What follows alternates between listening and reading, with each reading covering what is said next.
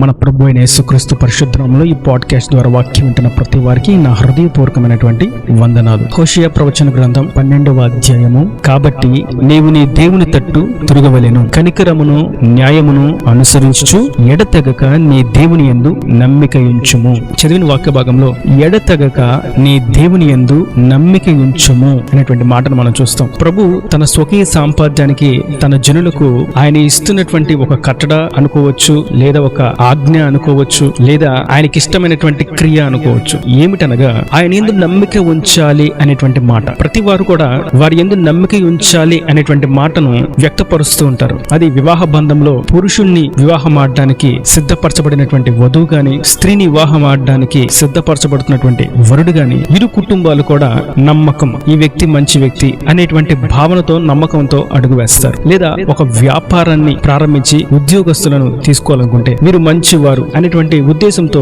యజమానుడు దాసులు కూడా నమ్మకంగానే ఉండాలనేటువంటి ఆలోచన కలిగి ఉంటారు. యజమానుడేమో ఈ పనిచేసే వ్యక్తి అన్ని విషయాల్లో నమ్మకంగా ఉండాలని కోరుకుంటాడు. పనిచేసే దాసుడేమో నా యజమాని నమ్మకంగా నాకు జీతం ఇస్తారనేటువంటి నమ్మకంతో ఉంటాడు. ఇలా మనం ఏ కోణంలో చూసినా నమ్మకం అనేటువంటి మాట మీద జీవితం కొనసాగుతూ ఉంటుంది. ఇంకా మాట్లాడితే ఈ రోజు ఈ రాత్రి నిద్రకు ముందు వేకువజామున లెగడానికి చాలా మంది వారి ఫోనుల్లో, వారి వాచ్ల్లో, వారి యొద్దున్నటువంటి గడియారాల్లో, పరికరాల్లో సమయాన్ని పెట్టుకొని ఈ సమయానికి నేను లెగవాలి అనేటువంటి ఆలోచన దృక్పథంతో వాళ్ళు సమయాన్ని నిర్ణయిస్తారు. దాని ఉద్దేశం వారికి ఒక నమ్మకం ఉంది, నేను వేకువజామున లెగుస్తాను, లెగిసే సమయం ఈ సమయమై ఉండాలి అనేటువంటి ఆలోచన వాళ్ళు కలిగి ఉన్నారు. అనగా వారికి ఒక నమ్మకం ఉంది. జీవితం అంటే ఒక నమ్మకం. ప్రభు కోరుకుంటున్నారు, మీ నమ్మకం అంతా మనుషుల మీద, ఉద్యోగం మీద, డబ్బు మీద, అందం మీద, అందని వాటి మీద, అధికారుల మీద, రాజుల మీద, సంపద మీద, అందాల మీద, వ్యామోహాల మీదకి వెళ్ళక మీ నమ్మకం నా మీద ఉంచండి, ఆ నమ్మకం కూడా ఎడతెగక ఉంచండి అని ఆయన కోరుకుంటున్నాడు. కనుక నేటి దినాన మనం గుర్తించవలసినటువంటి విషయం, మనం నమ్మిక ఎవరి మీద ఉంచుతున్నాం? ఎడతెగక ఉంచాలి. మరియు ఆ నమ్మిక కూడా ప్రభు అంటున్నారు ఎడతెగక ఉంచండి. అనగా కొంతమంది ప్రార్థన చేస్తారు, ఈ రోజు ప్రార్థన చేసి రేపొద్దున కల్లా సమాధానం రావాలి అంటే, ఒకవేళ అది జరగకపోతే, వారు కోరుకున్నట్లుగా అది అవ్వకపోతే, దేవుడు లేడు, మందిరం లేదు, సేవకులు లేడు, సంఘం లేదు, యేసుక్రీస్తు లేనటువంటి అజ్ఞానంతో బుద్ధిహీనంగా క్రీస్తు యందు నమ్మిక ఉంచడం, దేవుని యందు నమ్మిక ఉంచడం విడిచిపెడతారు. అనగా వారి యొక్క నమ్మికకు ఎడబాటు కలిగింది. అందుకే వాక్యం సెలవిస్తుంది, దేవుడు లేడని బుద్ధిహీనుడు అనుకుంటాడు. కార్యం జరగకపోతే దేవుని విడిచిపెడదాం అనుకుంటే అది బుద్ధిహీనమైనటువంటి క్రియ. కానీ వాక్యం సెలవిస్తుంది, మీరు ఎడతెగక నా యందు నమ్మిక ఉంచండి. అనగా ఈ రోజు జరగకపోతే ఎల్లుండి జరుగుతుంది, ఎల్లుండి జరగకపోతే ఆ మరుసటి దినము జరుగుతుంది. ఖచ్చితంగా ఆయన ఒక వాగ్దానం చేశాడు, ఆయన ఒక మాటను సెలవిచ్చాడంటే నిశ్చయంగా ఆయన నెరవేరుస్తాడు. అది జరిగేంత వరకు నమ్మికతో ఆయన మార్గములో నీతియుక్తంగా ప్రవర్తించడమే ఆయన స్వకీయ సాంపాద్యం యొక్క విధి. ఈ విధిని ఎవరైతే నిర్వర్తిస్తారో వారికి, వారి పక్షాన ఆయన నిర్ణయించినటువంటి ఉద్దేశాలన్నీ కూడా నెరవేరుస్తాడు, దీవిస్తాడు. దీనికి సరైనటువంటి ఉదాహరణ మనం చూడాలంటే అబ్రహాము యొక్క జీవిత చరిత్ర. నమ్మకంతో దేవుని మాటను విన్నాడు. అతడు ప్రయాణాన్ని ప్రారంభించినప్పుడు అతనికి ఏ శుభ సూచనలు, శుభ ఆనవాలు కూడా ఏమీ లేవు. కానీ దేవుడు చెప్పినటువంటి శుభ వచనాన్ని మాత్రం నమ్మాడు. ఆ నమ్మకంతోనే కొనసాగించాడు ప్రయాణాన్ని. ఆ నమ్మకం ఖచ్చితంగా అతని పట్ల నెరవేర్చబడింది. అత్యధికంగా దేవుడు అతన్ని ఆశీర్వదించాడు. నేటికి అతని కిరీటం తేజరిల్లడానికి గల కారణం అతడు దేవుని యందు ఎడతెగక విశ్వాసం ఉంచాడు, ఎడతెగక నమ్మిక ఉంచాడు. తన భార్యను శత్రువు తీసుకువెళ్ళిపోయినప్పటికీ నమ్మిక ఉంచాడు, ఎడతెగలేదు. తాను అత్యంత ప్రియంగా ఎంచుకున్నటువంటి లోతు దూరమైపోయినప్పటికీ దేవుని విడిచిపెట్టలేదు, ఎడతెగక నమ్మిక దేవుని మీద ఉంచాడు. తనకి సంతానం లేనప్పటికీ దేవుడి మీద ఎడతెగక నమ్మకాన్ని ఉంచాడు. అన్ని స్థితిగతుల్లో, అన్ని కోణాల్లో అబ్రహాము ఎడతెగక తన నమ్మకాన్ని దేవుడి మీద ఉంచాడు గనుక అత్యధికంగా ఆశీర్వదించాడు. అతని బహుమానాన్ని దేవుడు వర్తిలింప చేశాడు. కనుక ఆయన ద్వారానే అన్ని కూడా సమకూర్చబడతాయి. వేకువజామున మన స్వరం వినబడినట్లుగా ఆయన యందే నమ్మిక ఉంచాలి. ప్రతి స్థితిగతుల్లో నిబ్బరముగా, ధైర్యముగా, ఆశాభావం ఆయన మీదే ఉంచి, ఆయన వైపు తిరిగి నమ్మిక ఆయన మీదే ఉంచాలి. ఆయనే సహాయం చేస్తారనేటువంటి ఉద్దేశంతో ఆయన మీద నమ్మిక ఉంచాలి. ఆయన మన పక్షంలో ఉన్నాడు, ఓదార్పును, నెమ్మదిని, ఆదరణ కలిగిస్తాడు ఖచ్చితంగా, నిశ్చయంగా అనేటువంటి విశ్వాసంతో ఎడతెగక నమ్మిక ఆయన మీద ఉంచాలి. మరియు యజమానుడి వైపు దాసుడు కనులెత్తినట్లుగా, యజమానుడి సహాయం కొరకు దాసులు వారి వైపు చూచినట్లుగా నమ్మికతో ఎడతెగక ఆయన యందు విశ్వాసం మనం కలిగి ఉండాలి. అందుకే వాక్యం ద్వారా ప్రభు సెలవిస్తున్నారు, ఎడతెగక మీరు దేవుని యందు నమ్మిక ఉంచండి. ఖచ్చితంగా మీరు ఉంచినటువంటి నమ్మికకు, విశ్వాసముకు భంగం కలగదు. మరియు మరొక విషయాన్ని మనం చూస్తాం. తెస్సలోనికి రాసిన మొదటి పత్రిక 5వ అధ్యాయము 17వ వచనం, ఎడతెగక ప్రార్థన చేయుడి. ఇక్కడ మనం చూస్తాం, ఎడతెగకుండా మీరు ప్రార్థన చేయాలి. అన్ని సమయాల్లో ఎడతెగక, ఉద్యోగము ఉంటే ఉద్యోగం చేస్తూ అలసిపోయి ప్రార్థన చేయకపోతే అక్కడ ప్రార్థనకు ఎడబాటు కలిగింది. వ్యాపారం చేస్తూ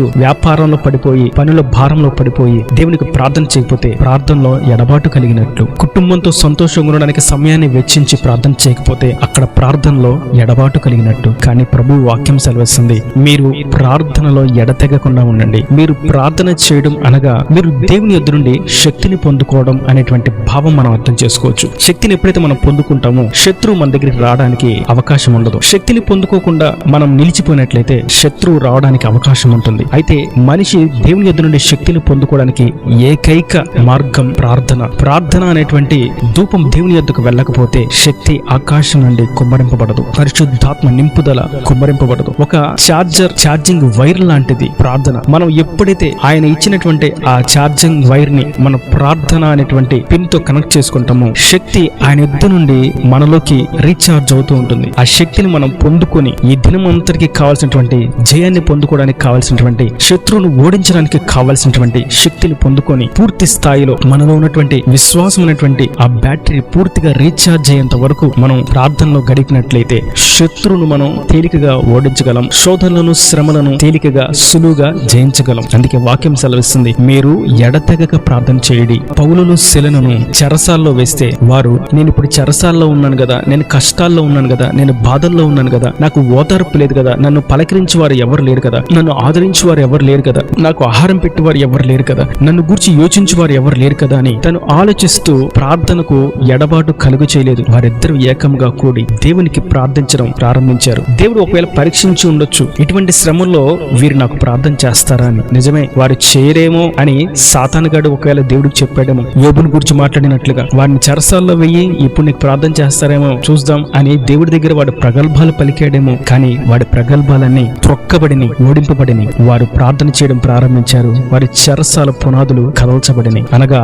వారు ఎడతెగక ప్రార్థన చేటు పట్టి వారు శక్తిని పొందుకున్నారు. వారు ఆత్మలను రక్షించగలిగారు. ప్రార్థన చేయడంలో చట్టాన్ని, శాసనాన్ని రాసి ఎవరికి ప్రార్థన చేయకూడదని రాజు శాసనాన్ని రాస్తే దానియేలు తన ప్రార్థనకు ఏమాత్రం ఎడబాటు కలుగకుండా ఎల్లప్పుడూ ప్రార్థన చేసి తన ప్రార్థన జీవితాన్ని కాపాడుకున్నాడు. తాను చేసినటువంటి ఆ ఎడతెగకుండా ఉండేటువంటి ప్రార్థన తన జీవితాన్ని మరో మలుపు త్రిప్పివేసింది. ఉన్నత సింహాసనాన్ని అధిరోహించువాడిగా చేసింది. దేవుని కొరకు బలమైన సాధనంగా నిలబెట్టేలా చేసింది. సంస్థానంలోన్నిట అతని పేరు మారుమ్రోగినట్లుగా చేసింది. కేవలం అతను చేసిన ఎడతెగని ప్రార్థన. కనుక నేటి దినాన్ని మనం గుర్తించాల్సింది, ఎడతెగక మనం దేవునికి ప్రార్థన చేయాలి. ఈ సమయంలో ఈ వాక్యం వింటున్న మనందరితో ప్రభు సెలవిస్తున్నది, మనం ఎడతెగక ఆయన యందు నమ్మిక ఉంచాలి, ఎడతెగక ఆయనకు ప్రార్థన చేయాలి. ఈ రెండు ఎప్పుడైతే క్రైస్తవుల జీవితంలో నిరంతరం జరుగుతూ ఉంటాయో ఆ క్రైస్తవుడు ఎప్పుడు మండించబడుతున్నటువంటి అగ్ని గోళం వలె ఉంటాడు. ఆ అగ్ని గోళం దగ్గరికి ఏ పురుగు వచ్చినా, ఏ పాము వచ్చినా, ఏ సింహం వచ్చినా, ఏ పులి వచ్చినా, ఏ విష జీవి వచ్చినా కూడా కాల్చబడమే తప్ప ఆ అగ్నిని ఏది ఆర్పలేదు. అందుకే యెహోషువ గురించి రాయబడినటువంటి మాట, అతడు అగ్ని నుండి తీసిన కురువి వంటి వాడు. కనుక మన యుద్ధ నుండి ఆయన కోరుకుంటున్నది, మనం ఆయన ఎందు ఎడతెగక నమ్మిక ఉంచాలి, ఎడతెగక ప్రార్థన చేయాలి. ఆయన ఏం చేస్తారు అంటే, ఇలా ఎడతెగక ఆయన ఎందు నమ్మిక ఉంచి ఎడతెగక ప్రార్థన చేస్తూ ఉన్న సమయంలో ఆయన ఏం చేస్తారని మనం చూసినట్టయితే కీర్తనల గ్రంథం 89వ కీర్తన 21వ చరణంలో, నా చెయ్యి ఎడతెగక అతనికి తోడైయుండును, నా బాహుబలం అతని బలపరచును. ఈ సందర్భంలో మనం ఎడతెగక ఆయన కొరకు విశ్వాసంతో, నిరీక్షణతో, నమ్మికతో జీవితాన్ని కొనసాగిస్తున్నప్పుడు ఆయన కూడా ఎడతెగకుండా ఆయన హస్తాన్ని మనకు తోడుగా ఉంచి వెన్ను తట్టి బలపరిచి ధైర్యమునిచ్చి ఉత్తేజపరిచి నిరీక్షణతో మనల్ని నింపి ఆత్మయాత్రలో ప్రగతి పదములో మనల్ని నడిపిస్తాడు. మరియు అంత మాత్రముతో ఆయన ఆగిపోతాడంటే కాదు. మనం విలాప వాక్యములో మనం చూస్తాం 3వ అధ్యాయము 22వ వచనంలో, యెహోవా కృపగలవాడు, ఆయన వాత్సల్యత ఎడతెగక నిలిచినది గనుక మనం నిర్మూలము కాకున్న వారము. అవును, ఆయన వాత్సల్యత ఎడతెగకుండా దినదినము నూతనముగా మన మీద ఆయన కుమ్మరిస్తూ, కురిపింపచేస్తూ, అనుగ్రహిస్తూ ఉన్నాడు. కనుకనే మనము నిర్మూలము కాక నేటి దినాన నేను ఈ వాక్యం చెప్పగలుగుతున్నాను, మీరు వాక్యాన్ని వినగలుగుతున్నారు. దేవుని కార్యం జరుగుతుంది కేవలం ఆయన వాత్సల్యత ఎడతెగక మన మీద ఉండుటను బట్టి. మనం ఎడతెగకుండా విశ్వాసమును, నమ్మికను ఉంచి ఎడతెగకుండా ప్రార్థనతో ఈ ఆత్మీయ యాత్రలో జీవిస్తూ ఉంటే ఆయన ఎడతెగక ఆయన చెయ్యిని తోడుగా ఉంచి, ఆయన హస్తబలాన్ని తోడుగా ఉంచి మనల్ని బలపరుస్తాడు. ఆయన వాత్సల్యత మన మీద కుమ్మరించి నిర్మూలము కాకుండా కాపాడుతాడు. కనుక ఎడతెగక మనం చేయవలసినటువంటి ఈ క్రియలను చేద్దాం. ఎడతెగక ఆయన చేయవలసినటువంటి కార్యమును ఆయన మన పట్ల జరిగిస్తాడు. ఈ నా దేవుని మాటలు ప్రతి మన హృదయంలో నీరు కట్టి ఫలింపచేయును గాక. ఆమేన్. God bless you. తలలు వంచి కళ్ళు మూసేటైతే మీ కొరకు చిన్న ప్రార్థన. ప్రేమ స్వరూపి కరుణ కటాక్షంగా తండ్రి నా ప్రభావ వాక్యాన్ని ప్రతి ఒక్క బిడ్డను జ్ఞాపకం చేసుకోండి. ఎడతెగక మేము చేయవలసిన వాటిని మీరు స్పష్టంగా బోధించారు తండ్రి. నమ్మిక ఉంచాలని, ప్రార్థన చేయాలని మీరు స్పష్టంగా తెలియజేశారు. ఇకను మేము అట్టి స్థితిలో ఉంటే మీరు ఎడతెగక నీ హస్తాన్ని చేయని తోడుగా ఉంచి బలపరుస్తానని, వాత్సల్యతను కుమ్మరించి నిర్మూలం కాకుండా కాపాడుతానని మీరు సెలవిచ్చారు. వాక్యం ప్రతి ఒక్క బిడ్డని కూడా అట్టి విధంగా మీరు ఆశీర్వదించండి. ఎడతెగక నీ ముందు నమ్మిక ఉంచేవారుగా, ఎడతెగక ప్రార్థించేవారుగా మీరు నిలబెట్టి మీ సహాయమును వారికి అనుగ్రహించి ఆత్మలో పూరుకొల్పి విశ్వాసంలో బలపరిచి నిరీక్షణతో వారిని ఉత్తేజపరిచి ప్రతి అవస్థను అక్కర్ను కొరతలు తీసివేసి సమృద్ధిని దయచేసి రకట రాజ్యాన్ని సిద్ధపరచమని యేసు పరిశుద్ధ నామమున ప్రార్థించి పెట్టుకుంటున్నాను తండ్రి. ఆమేన్ ఆమేన్.